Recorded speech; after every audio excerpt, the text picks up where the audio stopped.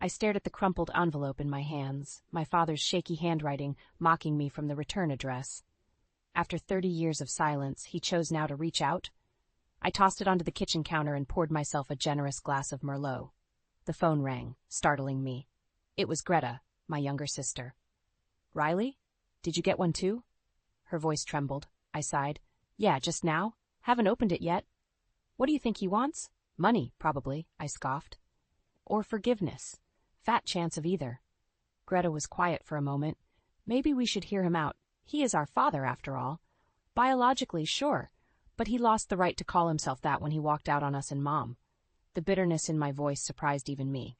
"I know, but—" "No buts, Greta. He made his choice. We don't owe him anything." After we hung up, I glared at the envelope. Against my better judgment, I tore it open. Inside was a single sheet of paper, the handwriting as familiar as it was unwelcome. "Dear Riley, I know I have no right to ask this of you, but I'm dying. Cancer. The doctors give me 6 months at most. I'd like to see you and Greta one last time, to explain and maybe make amends. Please call the number below if you're willing to meet. Love, Dad." I crumpled the letter and hurled it across the room. How dare he?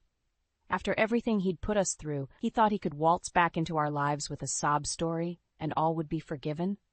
The doorbell rang, jolting me from my anger. I opened it to find Grandma Mabel, her kind eyes crinkling with concern. "I saw the car in the driveway," she said. "Thought you might need some company." I stepped aside to let her in, grateful for her presence. Mabel had been our rock after Dad left, and Mom spiraled into depression. She'd raised us, loved us, been the parent we needed. "He wrote to you, didn't he?" Mabel asked, settling onto the couch. I nodded, retrieving the crumpled letter. "How did you know?" "He called me last week, asking for your address." Mabel's lips thinned. "I told him he had no right, but, well, you know your father, stubborn as a mule." I sat beside her, suddenly feeling like a lost little girl again. "What should I do, Grandma?" Mabel took my hand. "That's not for me to decide, sweetheart. But remember, forgiveness isn't about letting someone off the hook. It's about freeing yourself from the anger that's weighing you down."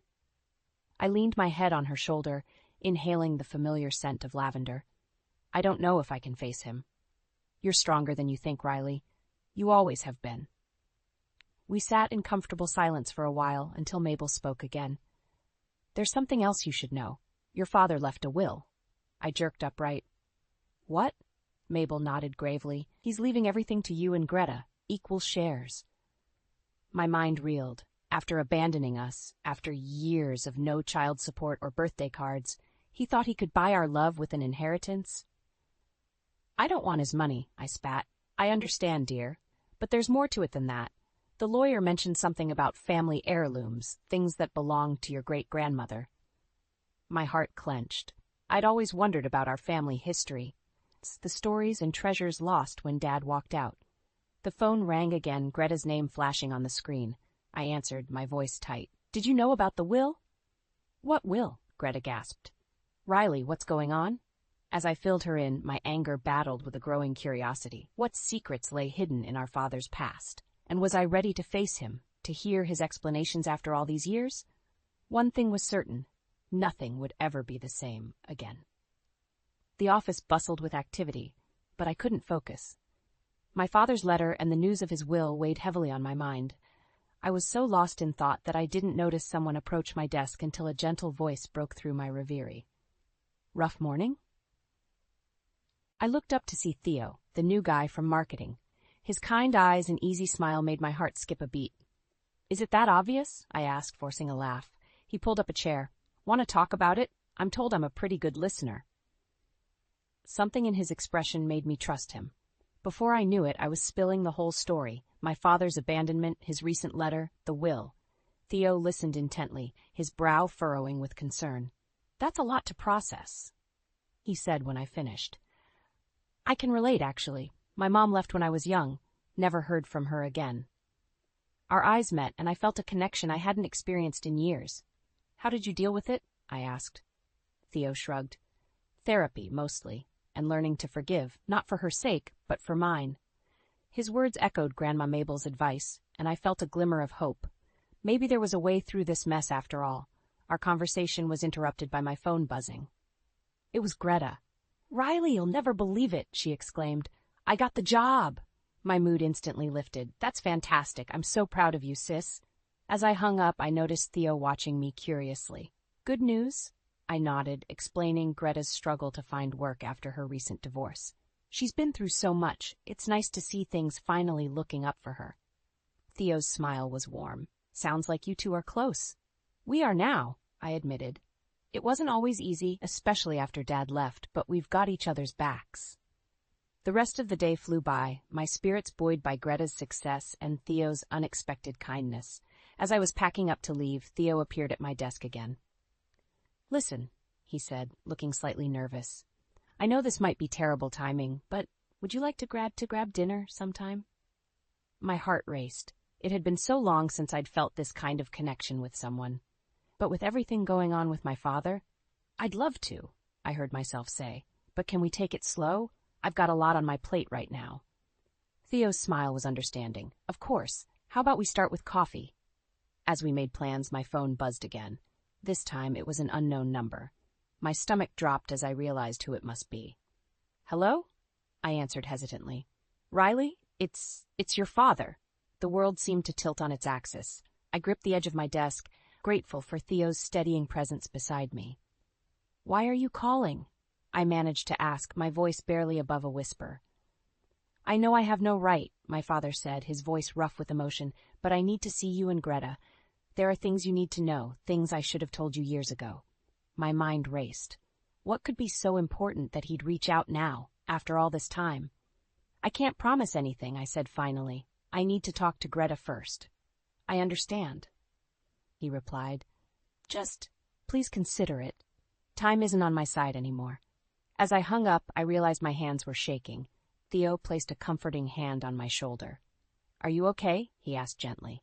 I shook my head, tears threatening to spill. "I don't know. I thought I was ready to face this, but now." Theo squeezed my shoulder. "Whatever you decide, you don't have to go through it alone." Looking into his eyes, I felt a mix of gratitude and fear. Could I trust this newfound connection, or would it crumble like so many others in my life? As we left the office together, I couldn't shake the feeling that my carefully constructed world was about to change forever. The question was, would it be for better or worse? I smoothed down my wedding dress, heart racing as I prepared to walk down the aisle. 2 years had passed since that fateful day I met Theo, and now here we were, about to start our life together. As the music swelled, I caught sight of Greta beaming at me from her place as maid of honor. I took a deep breath and stepped forward, my eyes locking with Theo's. The ceremony was a blur of joy and tears, but as we said our vows, I felt a sense of peace I hadn't known in years.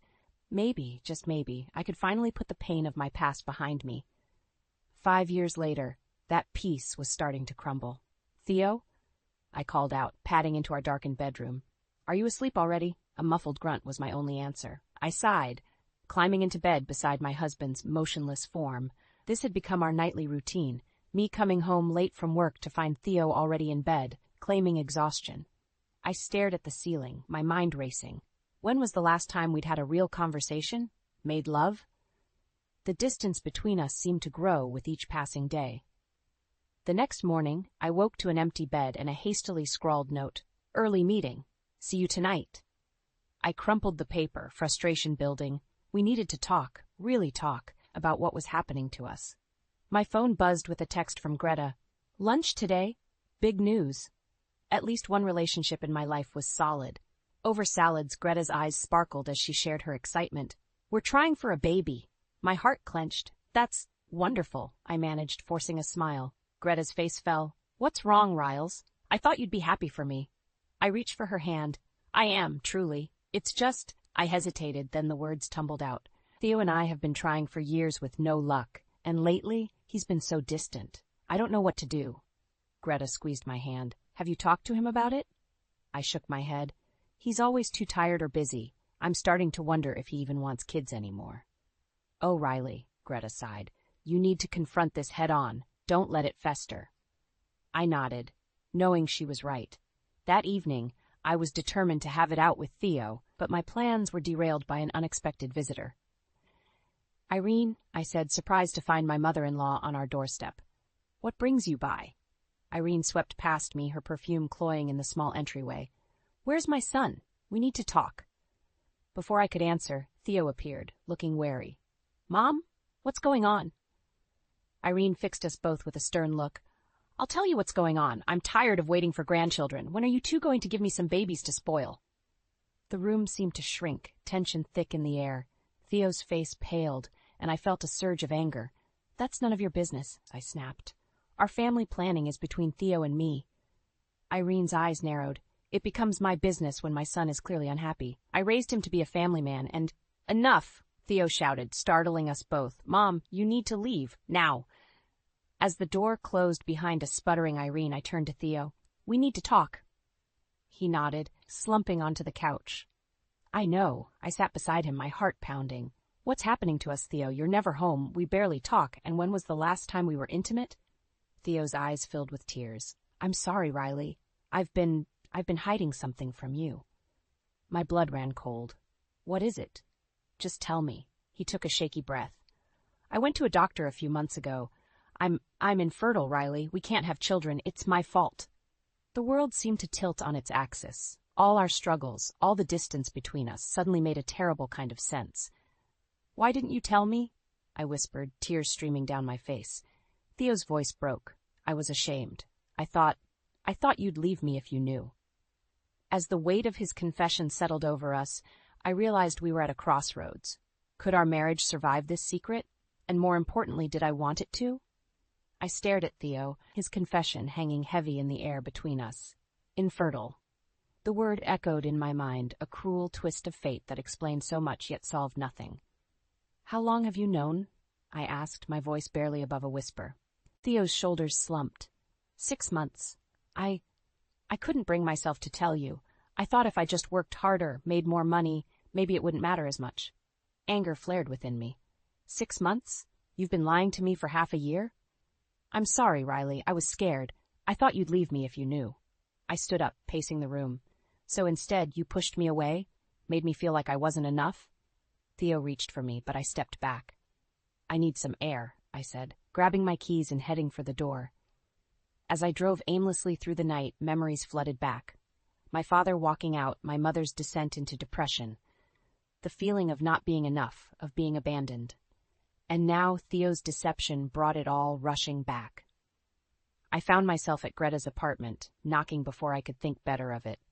She opened the door, took one look at my tear-stained face, and pulled me into a hug.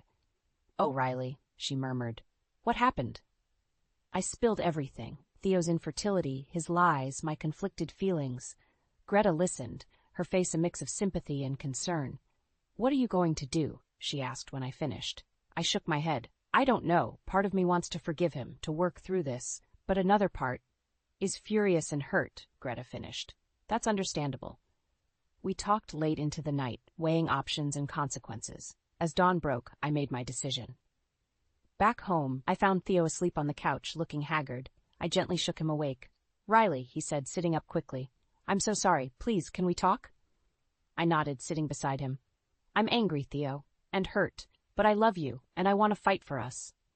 Relief washed over his face. "I love you too. I'll do anything to make this right." "Then no more secrets," I said firmly. "We face this together, starting now." Over the next few weeks, we threw ourselves into research, doctor's appointments, and long, honest conversations. We explored options: adoption, surrogacy, even remaining child-free. Slowly, the distance between us began to close. One evening, as we cuddled on the couch, Theo turned to me with a serious expression. "I've been thinking," he said. "Maybe we should look into adoption. There are so many kids out there who need a loving home." My heart swelled. "I'd like that," I replied, squeezing his hand. Just then my phone buzzed. It was a text from Greta. "Pregnant, can't wait to tell you all about it tomorrow." I felt a pang of envy, quickly followed by guilt. I should be happy for my sister, shouldn't I? Theo noticed my expression. "What is it?" I showed him the text, watching his face carefully. To my surprise, he smiled. "That's wonderful news. We should celebrate with them." "You're not upset?" I asked hesitantly. He shook his head. "I'm learning that family comes in many forms. We'll find our path, Riley. And in the meantime, we get to be the cool aunt and uncle." His words warmed me, easing some of the tension I'd been carrying. Maybe we could make this work after all. The next day, as we prepared to meet Greta and her husband for dinner, my phone rang. It was an unknown number, but something made me answer. Hello? Riley? A familiar voice, one I hadn't heard in years. It's your father.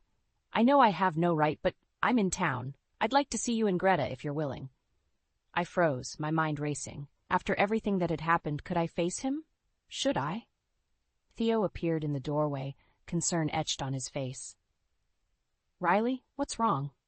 I looked at my husband, then back at the phone in my hand. It was time to make a decision, one that could change everything. The day Greta called to announce her engagement was one of the happiest I'd experienced in years. After everything we'd been through, my little sister deserved this joy. As I hung up the phone, an idea struck me. Theo, I called out, I want to give Greta Grandma Mabel's ring for her wedding. What do you think? He appeared in the doorway, smiling. That's a wonderful idea, honey. She'll love it. I felt a warmth spread through me.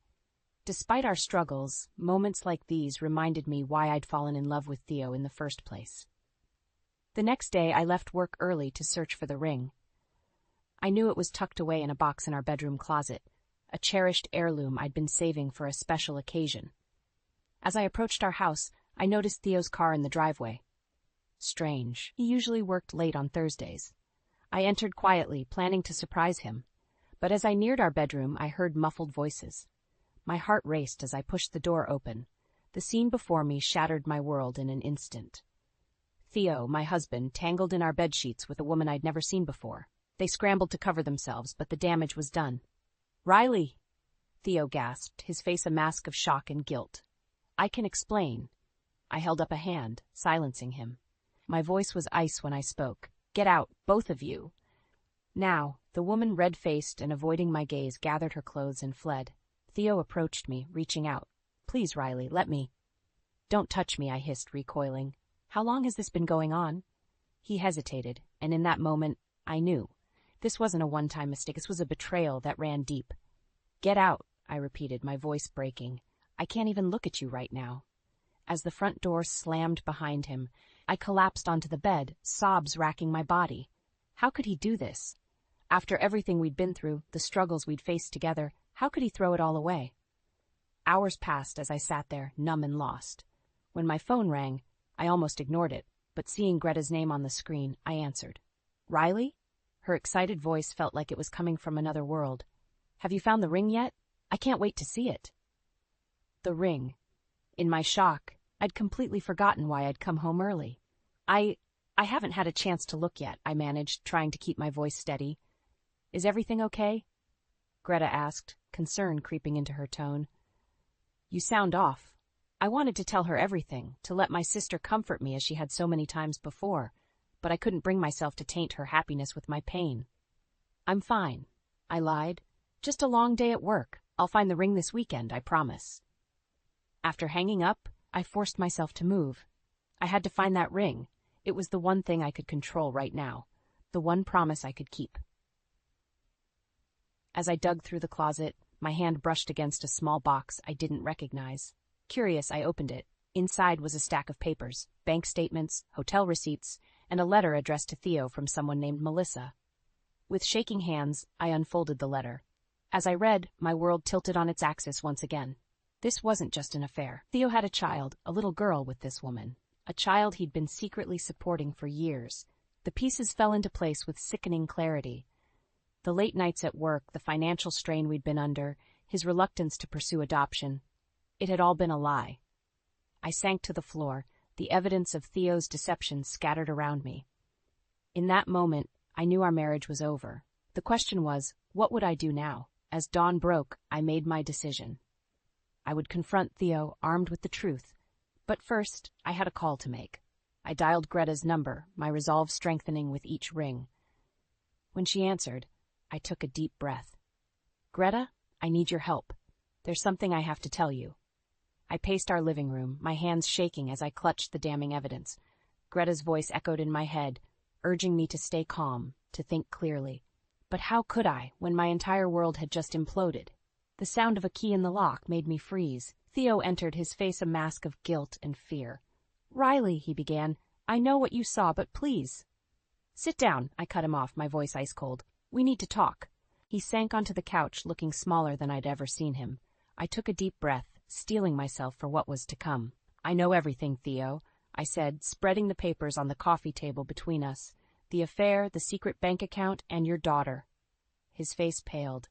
How did you? It doesn't matter how I know, I snapped. What matters is that you've been lying to me for years. Years, Theo. He buried his face in his hands. I'm so sorry, Riley. I never meant for any of this to happen. But it did happen, I said, my voice rising. You told me you were infertile, that we couldn't have children. Was that just another lie? Theo looked up, his eyes red-rimmed. No, that part was true. I am infertile. Melissa, she got pregnant before we found out. I didn't know how to tell you. The irony of it all hit me like a punch to the gut.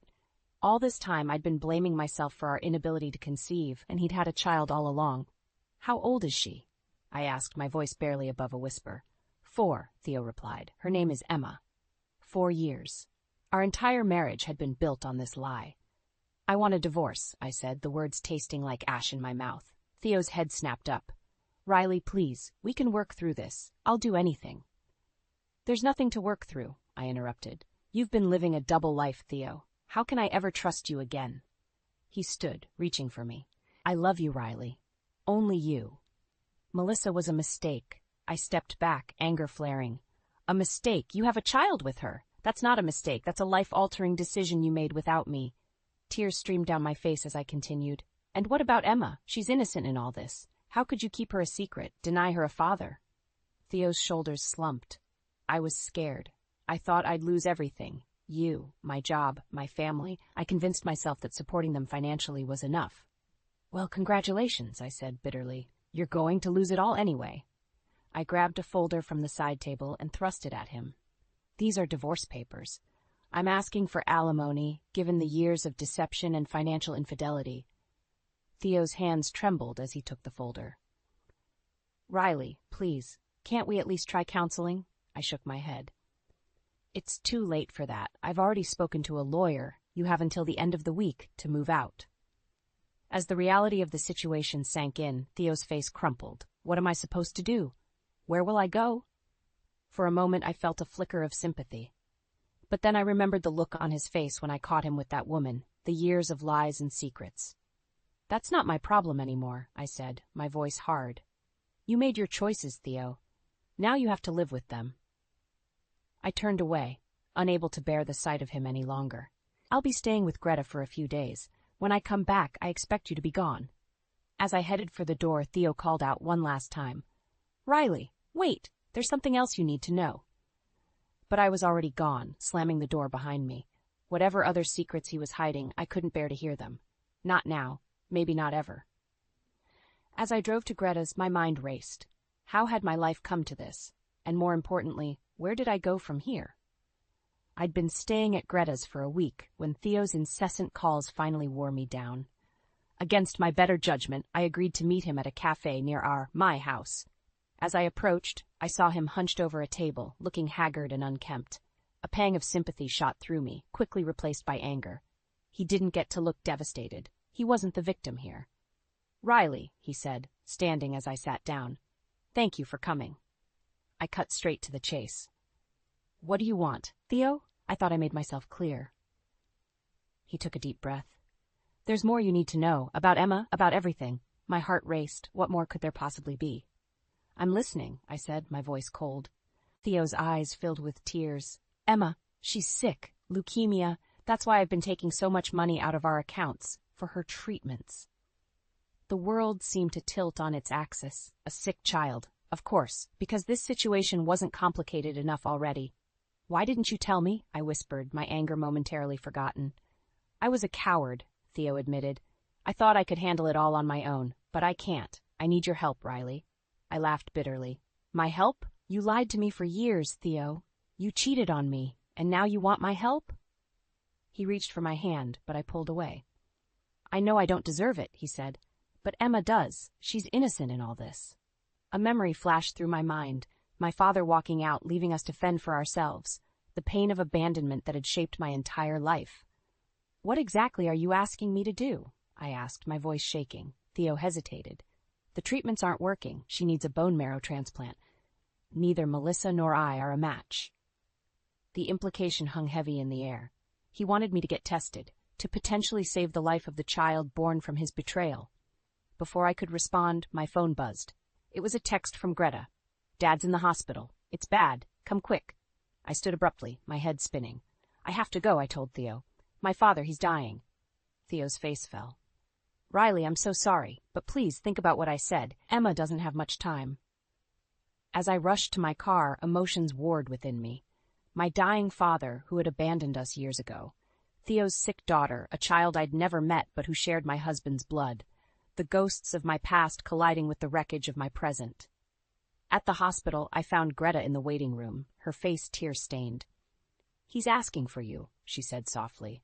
I entered my father's room, steeling myself. He looked small and frail, a shadow of the man who had loomed so large in my childhood memories. "Riley," he rasped. "You came." I nodded, unable to speak. "I know I have no right," he continued, "but I need to tell you something about why I left." Part of me wanted to scream, to tell him it was too late for explanations. But another part, the little girl who had always wondered why she wasn't enough, needed to hear it. "Go on," I said, my father's eyes filled with tears. "I had another family, a wife, 2 sons. They didn't know about you and Greta. When your mother found out, she gave me an ultimatum. I made the wrong choice." The room seemed to close in around me. Another family. More siblings I'd never known about. How many more secrets could one day hold? "Why are you telling me this now?" I demanded. "Because they're here," he said. "Your brothers. They want to meet you." As if on cue, there was a knock at the door. 2 men entered, their faces a strange mix of familiar and foreign. I looked from them to my dying father, to Greta hovering in the doorway, her face a mirror of my own shock. In that moment, I felt the weight of every lie, every secret, every betrayal crushing down on me. "I can't do this," I choked out, pushing past my newfound brothers and into the hallway. As I ran, Theo's words echoed in my mind, mingling with my father's confession and the sight of those strangers who shared my blood. How many more impossible choices would I have to make? How much more could I possibly take?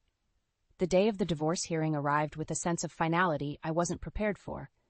As I walked into the courthouse, I spotted Theo standing with Irene and a woman I assumed was Melissa. The sight of them together, a twisted family unit, made my stomach churn. "Riley," Theo called out, approaching me. "Please, can we talk before?" "There's nothing left to say," I cut him off, brushing past them. Inside, our lawyers presented their cases. I sat numb as the details of our shattered marriage were laid bare. Theo's infidelity, the financial deception, the secret child. It all felt surreal, like I was watching someone else's life fall apart. As the judge prepared to make her ruling, Theo suddenly stood. "Your Honor, I need to say something." My heart raced as he turned to face me. "Riley, I know I've hurt you beyond measure. I don't deserve your forgiveness. But Emma, she's getting worse. The doctors say she might not have much time left." The courtroom fell silent. I could feel all eyes on me, waiting for my reaction. "What are you asking, Theo?" I whispered, my voice barely audible. He took a deep breath. "I'm asking you to consider getting tested as a bone marrow donor. I know it's an impossible request, but she's just a little girl. She doesn't deserve to suffer for my mistakes." The weight of his words crashed over me. I thought of my father, lying in a hospital bed, seeking redemption too late. Of the brothers I'd never known, waiting for a chance to connect. Of Greta, always by my side, proof that family could transcend blood. In that moment, I made a decision that would change everything. "I'll do it," I said, my voice stronger now. "I'll get tested, but not for you, Theo, for Emma." The relief on his face was palpable, but I wasn't finished. And if I'm a match, if I go through with this, I want something in return. "Anything," Theo said quickly. I took a deep breath. "I want you to sign away your parental rights, to let me adopt Emma." Gasps echoed through the courtroom. Theo's face paled. "But she's my daughter." "And you failed her," I said firmly, "just like my father failed me. I won't let another child grow up feeling abandoned and unloved. Emma deserves better." Tears streamed down Theo's face as he nodded slowly. "Okay," he whispered. "If that's what it takes to save her, I'll do it." The judge, visibly moved, called a recess to allow us to work out the details. As we left the courtroom, I felt a hand on my arm. It was Irene. Riley, she said, her voice thick with emotion, I owe you an apology. I've been so blind to Theo's faults, so focused on having a grandchild, I never saw the amazing woman you are. I nodded, accepting her words but not quite ready to forgive. As I turned away, I saw Greta rushing towards me, her face a mix of concern and pride. I heard everything, she said, pulling me into a hug. Are you sure about this? I nodded against her shoulder. I am. It's time to break the cycle, Greta, to be the family we always wished we had. Over the next few weeks, as we waited for the test results, I spent time with my father and newfound brothers. It wasn't easy, but slowly we began to build bridges. When the call came that I was a match for Emma, I felt a sense of purpose I'd never known before. The day of the transplant, I lay in the hospital bed, watching as my bone marrow was collected. Across the hall, a little girl I'd never met waited for the gift of life. As the nurse wheeled me out, I caught sight of Theo in the waiting room, looking lost and broken. Take care of her, I said as I passed him. Until I can. He nodded, unable to speak. As I recovered, surrounded by Greta, my brothers, and even my ailing father, I realized that family wasn't about perfect people or unbroken bonds. It was about choice, about love that perseveres despite the pain. Months later, as I finalized Emma's adoption papers, I felt a sense of peace wash over me. The road ahead wouldn't be easy, but I was ready to be the parent I'd always needed, to create a family built on honesty and unconditional love. As I signed my name, making Emma officially mine, I thought of Grandma Mabel's words from so long ago. Family is more than blood, Riley. It's about who stands by you when the world falls apart. Looking at the little girl who now called me Mom, I knew those words had never been truer. We were survivors, Emma and I, and together we'd write a new chapter, one of healing, forgiveness, and the unbreakable bonds of chosen family. The slamming of the front door jolts me from my thoughts. Ethan storms into the living room, his face contorted with anger. Where the hell have you been? He demands, his voice dripping with accusation. I was volunteering at the youth center, I reply calmly, trying to diffuse the situation. You know how much it means to me. Oh, spare me the sob story, Vivian, Ethan scoffs. You're supposed to be here, supporting me and my career. Instead, you're off playing saint to a bunch of delinquents. His words sting, but I refuse to let him see how much they hurt. They're not delinquents, Ethan. They're kids who need guidance and support. What they need is discipline and a swift kick in the ass, he retorts. And what I need is a wife who understands her role. I feel my blood boil at his condescending tone. My role? And what exactly is that, Ethan? To be your trophy wife? To sit at home and wait for you to grace me with your presence? Don't be so dramatic, he sneers. You knew what you were getting into when you married me. I'm on the fast track to partner, and I need a wife who can keep up appearances. Appearances? I echo, disbelief coloring my voice. Is that all our marriage is to you? A facade to impress your colleagues? Ethan steps closer, his eyes narrowing. Watch your tone, Vivian. Remember who pays the bills around here. The threat hangs heavy in the air, and I feel a chill run down my spine. Are you seriously going to hold that over my head?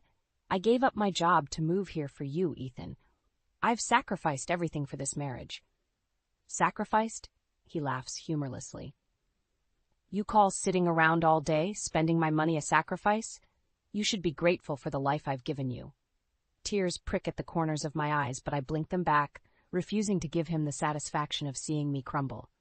I am grateful, Ethan, but I'm also suffocating. I feel like I'm losing myself in this marriage.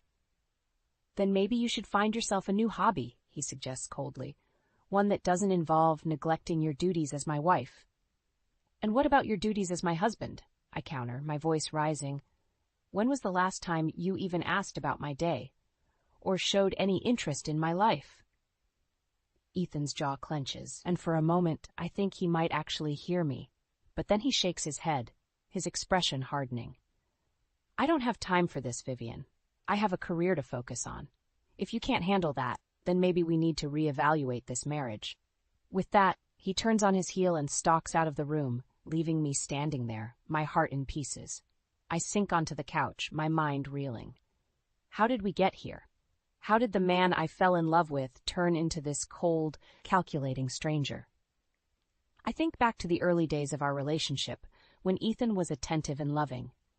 We met at a charity event, both passionate about making a difference in the world. He swept me off my feet with his charm and ambition, and within a year we were married. But somewhere along the way, his career took precedence over everything else. And now, I'm left wondering if there's anything left of the marriage I thought we had. 2 years into our marriage, Ethan comes home with a bombshell announcement. "I've been offered a partnership at a law firm in Los Angeles," he declares, a triumphant grin on his face. I stare at him, my heart sinking. "Los Angeles? But what about my job, Ethan? My students?" "Come on, Vivian," he cajoles. "This is a once-in-a-lifetime opportunity. You can always find another teaching job in LA." "It's not that simple," I argue, my voice strained. "I've built a life here, Ethan. I have roots in this community." Ethan's smile fades, replaced by a look of annoyance. "I thought you'd be happy for me, Vivian. This is a huge step up for us." "For you, maybe," I counter. "But what about what I want? What about my dreams?" "Dreams?" he scoffs. "You're a high school teacher, Vivian. How far do you think that's going to take you?" His words cut deep, and I feel my eyes sting with tears. "I can't believe you just said that. Teaching is my passion, Ethan. It's not just a job to me." Ethan sighs, running a hand through his hair. "Look, I didn't mean it like that, but this is a once-in-a-lifetime chance, Vivian. We can't pass it up." I know he's right, but the thought of leaving everything behind feels like a knife twisting in my gut. "Fine," I relent, my voice barely above a whisper. "I'll take a sabbatical from teaching." Ethan's face lights up, and he pulls me into a hug. "You won't regret this, Vivian. I promise." But as we pack up our life and prepare for the move, I can't shake the feeling that I'm making a terrible mistake. The day of the move arrives, and I find myself surrounded by boxes, my childhood home stripped bare. As I carefully wrap a framed photo of my parents, Ethan walks in, a look of disdain on his face. "You're not seriously bringing that old junk, are you?" he asks, eyeing the sentimental items I've carefully packed. "They're not junk, Ethan," I defend, my voice tight. "They're memories, pieces of my history." "We're starting a new life, Vivian," he reminds me, his tone condescending. "We don't need to drag the past along with us." I bite my tongue, not wanting to argue. But as I watch Ethan carelessly toss my treasured possessions aside, I feel a piece of myself crumble. We arrive in Los Angeles, and Ethan ushers me into our new home, a sleek, modern, high-rise apartment with floor-to-ceiling windows overlooking the city. "Isn't it perfect?" he gushes, his eyes alight with excitement. I force a smile, trying to ignore the hollow feeling in my chest. "It's lovely, Ethan." He wraps an arm around my waist, pulling me close. "This is just the beginning, Vivian. I'm going to give you the life you've always dreamed of." But as I stare out at the unfamiliar skyline, I can't help but wonder if the life I've always dreamed of is the one I'm leaving behind. 6 months pass in a blur of cocktail parties and corporate dinners, Ethan's new role consuming his every waking moment. I find solace in volunteering at a local youth center, pouring my heart into mentoring troubled teens. But one evening, as I'm getting ready for a fundraiser, Ethan barges into the bedroom, his face twisted with rage. "Are you seriously wearing that?" he demands, eyeing my simple black dress with disdain. "What's wrong with it?" I ask, my voice trembling slightly. "You look like a damn schoolmarm," he sneers. "I need you to look the part of a successful lawyer's wife, not some frumpy volunteer." Tears sting my eyes, but I blink them back, refusing to let him see how much his words hurt. "I'll change," I mumble, turning away. But as I slip into a designer gown and plaster on a fake smile, I can't shake the feeling that I'm slowly losing myself, piece by piece. 6 months into our new life in Los Angeles, Ethan's behavior takes a turn for the worse.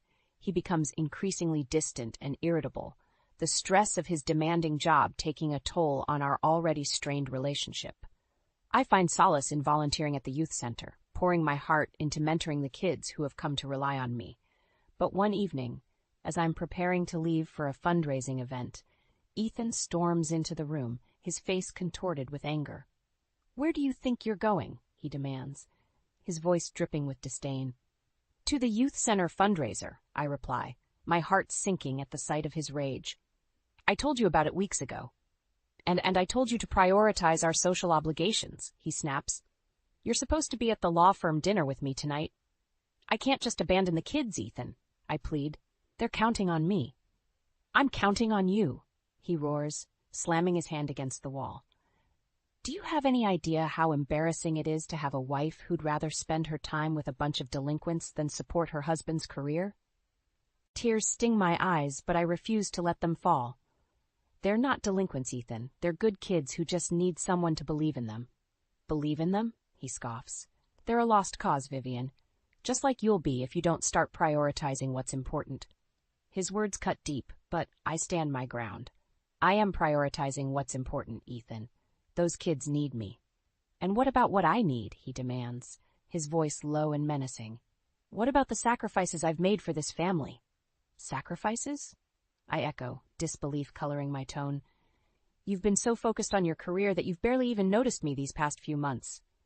Oh, I've noticed, he sneers. I've noticed how you've let yourself go, how you'd rather wallow in self-pity than be the wife I need you to be. I reel back as if he slapped me, my heart shattering into a million pieces. How can you say that? I whisper, my voice trembling. I've given up everything for you, Ethan. My job, my home, my entire life. And now you'll give up this ridiculous volunteering, he demands, or I'll cut off your access to our joint bank account. I stare at him in shock, unable to believe what I'm hearing. You wouldn't dare. Try me, he says, his eyes cold and unforgiving. I'm done indulging your little charity projects, Vivian. It's time for you to fall in line. With that, he turns on his heel and storms out of the room, leaving me to collapse onto the bed, my body shaking with silent sobs. I feel trapped, suffocated by the weight of Ethan's expectations and the life I've found myself in. Over the next few weeks, I try to be the wife Ethan wants me to be. I attend his work functions, plastering on a fake smile and pretending to be the perfect corporate spouse. But inside, I'm dying a little more each day. I long for the fulfillment I once found in teaching, for the sense of purpose that volunteering at the youth center brought me. But every time I try to broach the subject with Ethan, he shuts me down, reminding me of my place in his life. One night, as we're getting ready for yet another work dinner, I finally muster up the courage to confront him. I can't do this anymore, Ethan, I say, my voice shaking. I'm miserable. I feel like I'm losing myself. He looks at me, his eyes cold and unfeeling. You're not losing yourself, Vivian. You're finding your place in this world, and that place is by my side, supporting my career. But what about my career? I plead. What about my dreams? Dreams, he scoffs. Grow up, Vivian. It's time to face reality. This is your life now, and the sooner you accept that, the better off we'll both be. I feel something break inside of me, the last shred of hope I'd been clinging to shattering into dust. And as I follow Ethan out the door, my heart heavy with despair, I can't help but wonder if I'll ever find my way back to the person I used to be. As the months drag on, the distance between Ethan and I grows wider with each passing day. I long for the connection we once shared, for the love that brought us together in the first place. And so one evening, I muster up the courage to broach the subject that's been weighing on my heart. Ethan, I say softly, my voice trembling, I've been thinking about starting a family. He looks up from his laptop, his eyes narrowing. A family? Now? Are you out of your mind, Vivian? His harsh tone catches me off guard, and I feel my heart sink. I just thought, with your career taking off and us settling into our new life here. Settling into our new life, he scoffs. I'm barely keeping my head above water at work, and you want to add a baby to the mix? But I thought you wanted children, I whisper, my voice barely audible. Maybe someday, he says dismissively, but not now, Vivian. I'm not ready for that kind of responsibility. His words cut deep, and I feel a piece of my dream for our future crumble. But I refuse to let him see how much he's hurt me. Instead, I force a smile and nod. Of course. You're right. It was a silly idea. Ethan returns to his work, and I'm left alone with my thoughts, my heart heavy with the weight of his rejection. In an attempt to find some semblance of purpose, I take a part-time job at a bookstore. At first, Ethan seems supportive, even happy that I'm getting out of the house. But as the weeks pass, his attitude begins to change. I don't like you spending so much time away from home, he grumbles one evening as I'm getting ready for my shift. It's just a few hours a week, Ethan, I remind him gently. And I thought you wanted me to find something to keep me busy. I wanted you to find a hobby, not a job, he retorts. What's next? You'll be neglecting your duties at home to pursue some silly career? I bristle at his words, my temper flaring. My duties at home? You mean waiting on you hand and foot, catering to your every whim? Watch your tone, Vivian, he warns, his eyes flashing with anger. I take a deep breath, trying to calm myself. I'm sorry, Ethan, I didn't mean to snap. I need something for myself. Something that makes me feel valued. For a moment, his expression softens, and I think he might actually understand, but then he shakes his head, his jaw clenching. Fine. Do what you want, but don't come crying to me when it all falls apart. I leave for my shift with a heavy heart, wondering if I'll ever be able to find happiness in this new life we've built. A few days later, on a whim, Ethan and I buy lottery tickets. As we sit at the kitchen table, scratching off the numbers, I can't help but feel a flicker of hope. Maybe, just maybe, this could be our lucky break. But as the weeks pass and the drawing comes and goes, our tickets prove to be just another disappointment. Ethan barely seems to notice, too caught up in his own world to care about my foolish dreams. And then, just when I think things can't get any worse, Ethan comes home with news that turns my world upside down. I got a promotion, he announces, a self-satisfied smirk on his face. For a moment, I allow myself to feel a glimmer of hope. Maybe this will be the thing that finally brings us back together, that reignites the spark we once shared. But as the days turn into weeks, Ethan's behavior only worsens. He becomes more demanding, more critical of my every move. Nothing I do seems to be good enough, and I find myself walking on eggshells, desperate to avoid his wrath. Late one night, as I lie awake in bed, listening to Ethan's steady breathing beside me, I can't help but wonder how we got here, how the man I once loved could have turned into such a monster. And as I stare up at the ceiling, my heart heavy with the weight of my own misery, I know one thing for certain. Something has to change. I can't keep living like this. I just don't know how much more I can take. Ethan's promotion seems to have only fueled his ego, and his treatment of me reaches new lows. One evening, he comes home late from work, reeking of alcohol and expensive perfume. "Where have you been?" I ask, trying to keep my voice steady. "Out with clients," he slurs, stumbling into the living room. "Not that it's any of your business." I feel a flare of anger at his dismissive tone. "It is my business, Ethan. I'm your wife." He laughs, a cruel, mocking sound. "Wife? Please. You're nothing but a burden, Vivian, a millstone around my neck." His words hit me like a physical blow, and I reel back, my eyes stinging with tears. "How can you say that? After everything I've done for you, for our marriage." "What have you done exactly?" he sneers. "Quit your job? Abandoned your friends? Moved across the country for me? You should be thanking me for giving you a purpose in life." I shake my head in disbelief, unable to comprehend the venom in his voice. "A purpose? You've taken everything from me, Ethan.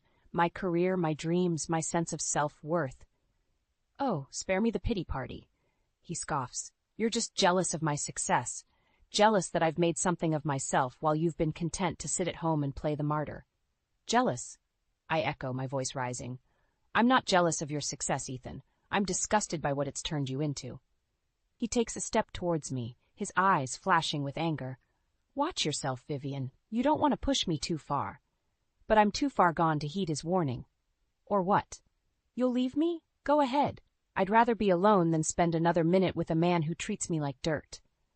For a moment he looks stunned, as if he can't believe I've dared to stand up to him. But then his face twists into a sneer, and he leans in close, his breath hot against my cheek. "You're nothing without me, Vivian. Nothing. And if you even think about leaving, I'll make sure you regret it for the rest of your miserable life." With that, he turns on his heel and storms out of the room, leaving me trembling in his wake. I sink onto the couch, my head in my hands, and let the tears come. How did I let things get this bad? How did I let myself become so weak, so dependent on a man who clearly doesn't love me? As I sit there, lost in my own misery, my phone buzzes with an incoming text. I glance at the screen, expecting to see a message from Ethan, but instead, I find myself staring at a name I don't recognize. Natalie. My heart stops. Who is Natalie? And why is she texting my husband at this hour of the night? With shaking hands, I open the message, my eyes widening as I read the words on the screen. "I had a great time tonight, Ethan. Can't wait to see you again soon. XOXO." I feel like I've been punched in the gut. Ethan is cheating on me. The late nights, the distant behavior, the cruel words. It all makes sense now. I confront him the moment he walks through the door, my voice shaking with anger and betrayal. "Who is Natalie, Ethan? And don't you dare lie to me." He looks at me, his eyes cold and unfeeling. "She's a colleague, a friend. Not that it's any of your business." "A friend," I echo, my voice rising. "Since when do friends send flirty texts in the middle of the night?"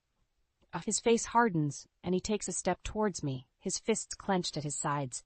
"You went through my phone. How dare you?" "How dare I?" I shout, my temper flaring. "How dare you cheat on me, Ethan? How dare you treat me like garbage while you're off screwing some other woman?" "I want a divorce," he says flatly, his voice devoid of emotion.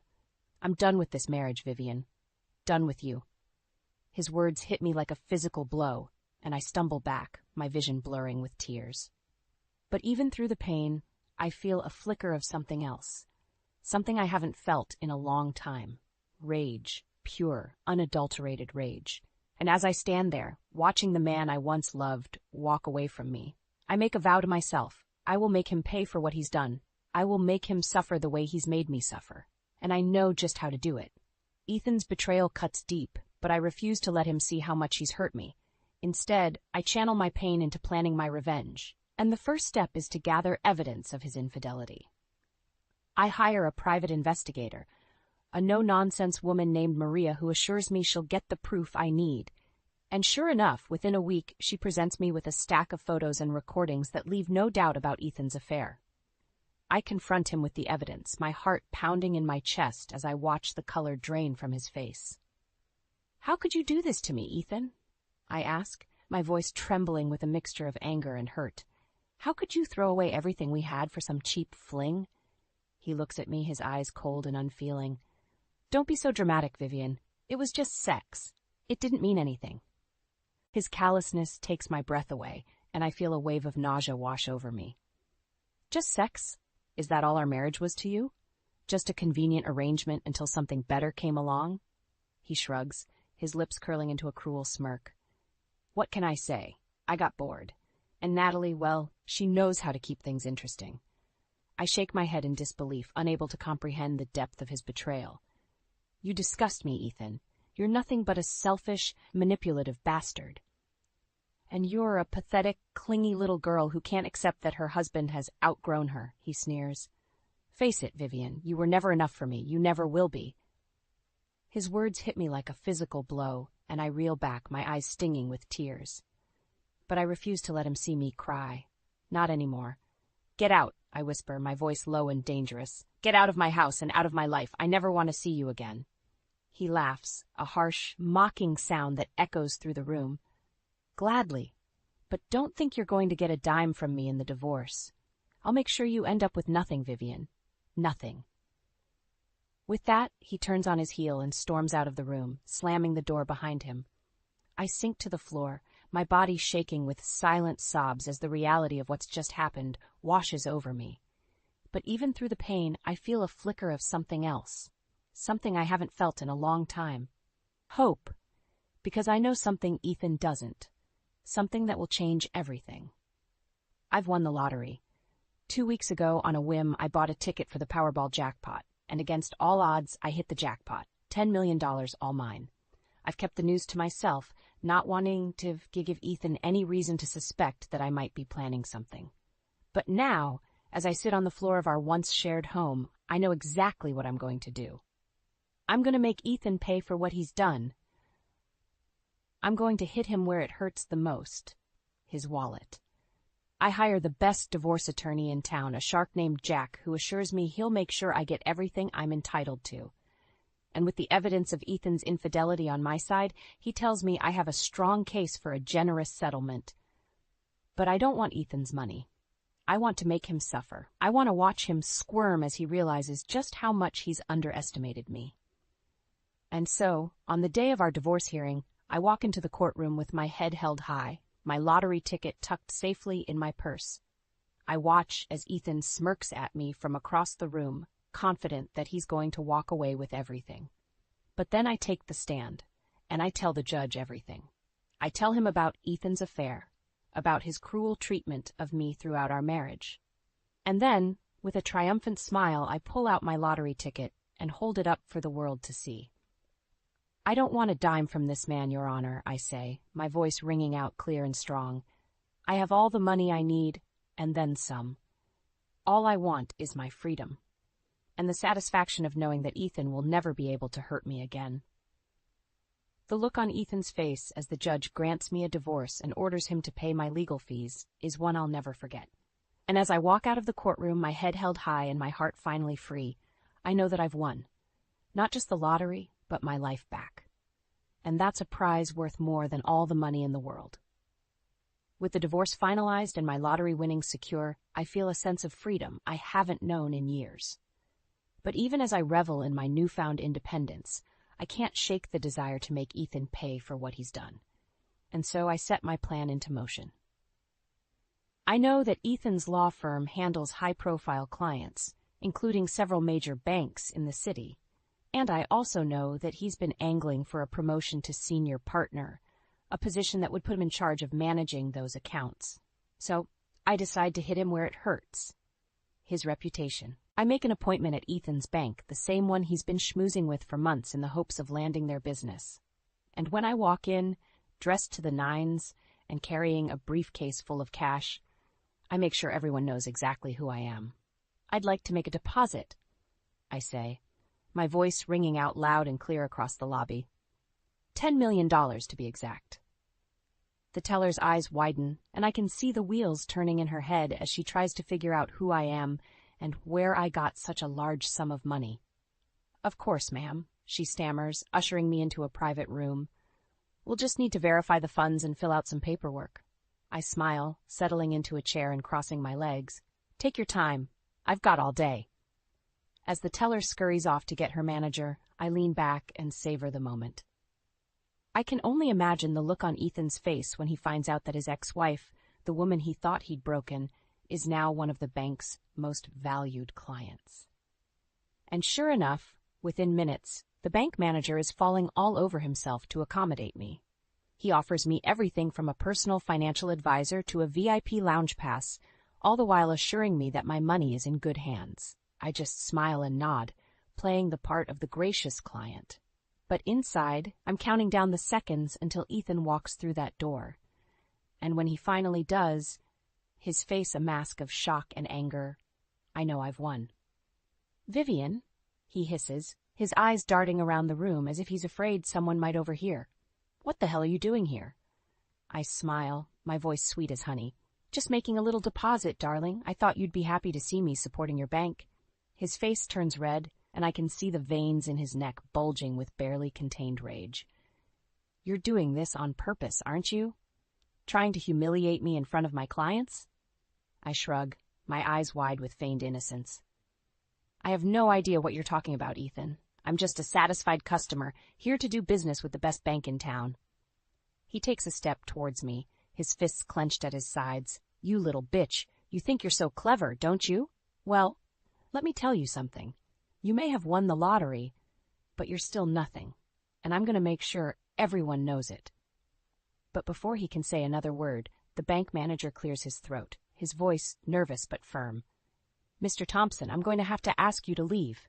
We don't tolerate that kind of language or behavior towards our clients." Ethan's face goes white, and I can see the panic in his eyes as he realizes the gravity of the situation. He's just insulted and threatened a high-value client in front of his boss, and there's no way he's going to come out of this unscathed. I apologize," he stammers, his voice shaking. "I didn't mean—" But it's too late. The damage is done. And as he's escorted out of the room by security, his head hanging in shame, I feel a rush of triumph that's almost intoxicating. I've hit Ethan where it hurts the most, his ego, and I know that this is just the beginning. He may have taken everything from me, but now I'm the one holding all the cards, and I'm going to make damn sure he never forgets it. News of Ethan's outburst at the bank spreads like wildfire, and within days, he's facing disciplinary action from his firm. His clients start to pull their accounts, and his once promising career begins to crumble before his eyes. I watch from afar, savoring every moment of his downfall. But even as I revel in my revenge, I can't help but feel a twinge of something else, something that feels suspiciously like regret. And then one day I receive a phone call that changes everything. "Vivian, Ethan's voice is weak, broken. I need to see you, please. I hesitate, my heart pounding in my chest. Part of me wants to hang up, to leave him to wallow in his own misery. But another part of me, the part that once loved him, can't resist the plea in his voice. Fine, I say, my voice cold. But make it quick. We meet at a coffee shop near my old apartment, a place we used to frequent in happier times. Ethan looks like a shell of his former self, his eyes bloodshot and his skin pale. I'm sorry, he says, his voice barely above a whisper, for everything. I know I can't take back what I did, but I need you to know that I'm truly deeply sorry. I stare at him, my heart twisting in my chest. I want to believe him, to forgive him, but I can't. Not after everything he's put me through. It's too late, Ethan, I say, my voice trembling. You had your chance, and you blew it. I'm done being your punching bag. He nods, his eyes filling with tears. I know, and I don't expect you to forgive me, but I need you to know that I'm going to get help.